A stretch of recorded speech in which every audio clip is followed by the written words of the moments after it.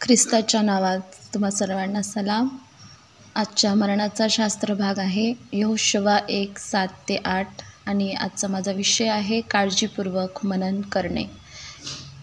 यहोशुवा हे पुस्तक ऐतिहासिक आहे. ख्रिस्तपूर्व 12 ते 14 याचा लेखन काळ आहे. या पुस्तकाचा लेखक स्वतः यहोशुवा आहे. यहोशुवा म्हणजे यहोवा तारण आहे. मोशेच्या मृत्यूनंतर परमेश्वराने यहोशुवाला त्याच्या कार्यासाठी इस्रायल लोकांना कनान देशात नेण्यासाठी परमेश्वराने यहोशुवाची निवड केली. परमेश्वराने मोशे जिवंत असतानाच यहोशुवाची आत्मिक तयारी केली होती. त्याला पुष्कळ गोष्टी मोशेच्या नेतृत्वाखाली शिकायला मिळाल्या. अनुवाद 14:6-9 या ठिकाणी याचा उल्लेख केलेला आहे.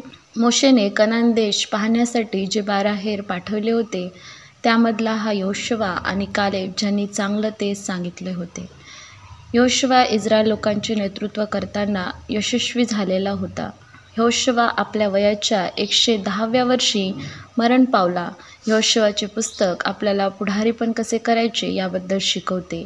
या पुस्तकाचे 2 भागात वर्गीकरण करता येते. एक, इस्रायल लोक कशाप्रकारे कनान देशातील शहरे आपल्या ताब्यात करतात, अध्याय 1-12 यामध्ये उल्लेख केलेला आहे. आणि दुसरा भाग म्हणजे प्रदेशाची वाटणी, अध्याय 13-24 यामध्ये सांगितलेले आहे. आपण आज 7 ते 8 या 2 वचनांवर मनन करूया. परमेश्वर एका पुढारीला काय आज्ञा देत आहे, काय सांगत आहे, कोणत्या गोष्टीची आठवण करून देत आहे. माझा पहिला पॉईंट आहे, परमेश्वर म्हणतो खंबीर हो. खंबीर होणे म्हणजे काय? इंग्लिशमध्ये खंबीर या शब्दाला बी स्ट्रॉंग असे म्हटले आहे. म्हणजे परमेश्वर यहोशुवाला मजबूत होण्यासाठी सांगत आहे. खंबीर म्हणजे आत्मविश्वास असलेला, चिकाटी न सोडणे, धीट. परमेश्वर यहोशुवाला धीट होण्यासाठी सांगत आहे. त्याच्यातला आत्मविश्वास जागृत करीत आहे. कारण परमेश्वराला माहीत होते इस्रायल लोकांचं नेतृत्व करण्यासाठी, त्यांना वचनदत्त देशात नेण्यासाठी एका खंबीर पुढारीची गरज आहे. म्हणून हे वचन फक्त यहोशुवापुरतंच मर्यादित नाही आहे, हे आपल्यासाठी देखील आहे. आपल्याला सुद्धा खंबीर होण्याची गरज आहे. माझा दुसरा पॉईंट आहे, परमेश्वर म्हणतो खूप हिंमत धर.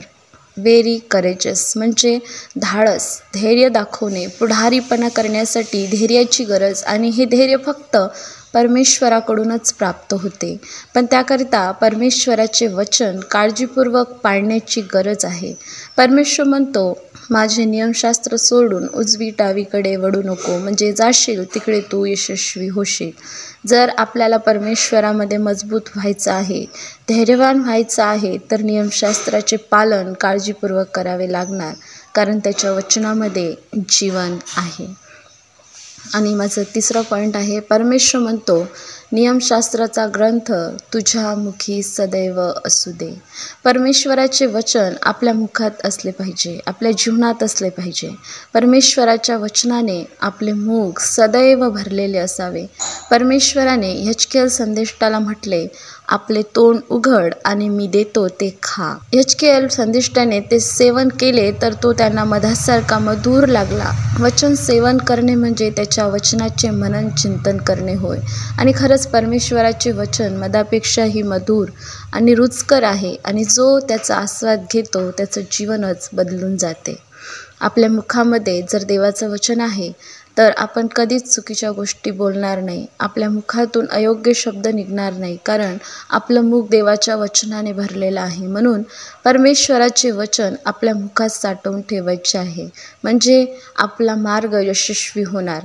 यहेजकेल 3:10 सांगितले आहे की परमेश्वरची सर्व वचने मी तुला सांगतो ती आपल्या हृदयामध्ये साठवी.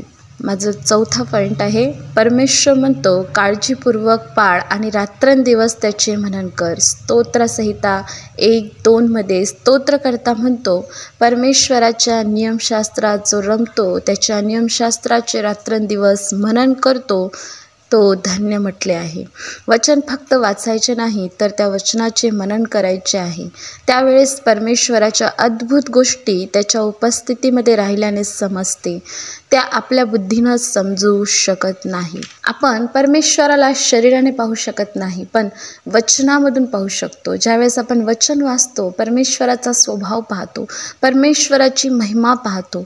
परमेश्वराचे वचन फक्त मनन करायचे नाही तर त्या वचनाचे काळजीपूर्वक पालन देखील करायचे आहे. आपण सर्व गोष्टीची काळजी घेतो, सर्व काही काळजीपूर्वक पाळतो. जगिक गोष्टी, स्वतःच्या कौटुंबिक गोष्टी काळजीपूर्वक पाळतो. पण एक प्रश्न आपण स्वतःला विचारूया की मी देवाचे वचन काळजीपूर्वक पाळतो का?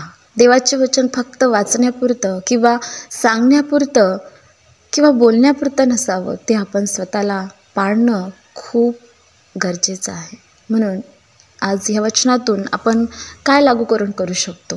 जो परमेश्वराच्या वचनाला प्रथम स्थान देतो त्या व्यक्तीला खरंच परमेश्वर सामर्थ्यशाली बनवतो आणि यशस्वी बनवतो. म्हणून परमेश्वराचे वचन आपल्या मुखात आणि आपल्या जीवनात देखील असावे, म्हणून याकडे आपले लक्ष आपण केंद्रित करूया आणि परमेश्वराच्या वचनाचे मनन काळजीपूर्वक करूया. चला या आपण देवबाप खरोखर ह्या वचनाच्याद्वारे तुम्हाला आणि मला आशीर्वादित करो.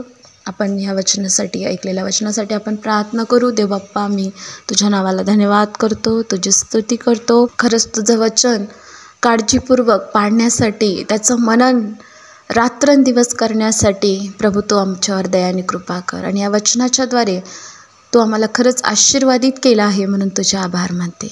प्रार्थना येशूच्या नावात केली, मान्य कर पित्या. आमेन.